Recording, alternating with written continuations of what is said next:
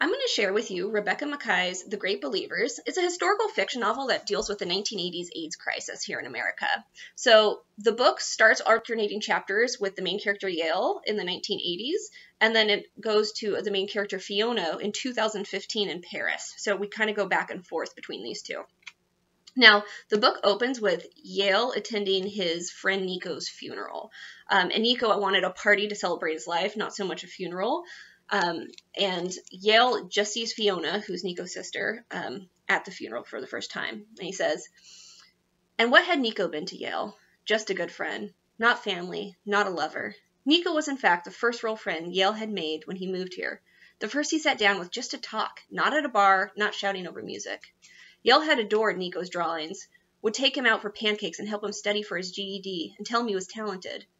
Charlie wasn't interested in art, and neither was Nico's lover, Terrence. And so Yale would take Nico to gallery shows and art talks, introduce him to artists. Still, if Nico's little sister was holding together this Yale, wasn't Yale obliged to be in better shape? Fiona said, "It's hard for everyone."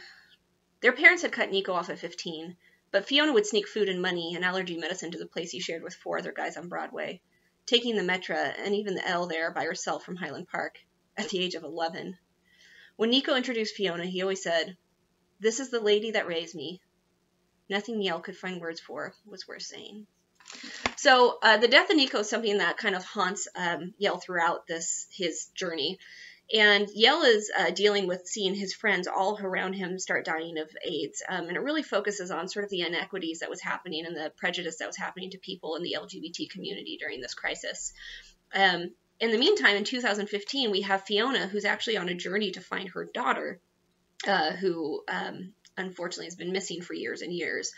So like I said, as you read, you slowly see the threads kind of intertwine and them come together and see how their stories lead from one to the other. Like I said, it's just a really interesting read, very moving, especially because it looks at this AIDS epidemic, this great crisis that was going on in the 1980s, and really kind of lets you see like how it was affecting people that day. So The Great Believers, go ahead and pick it up.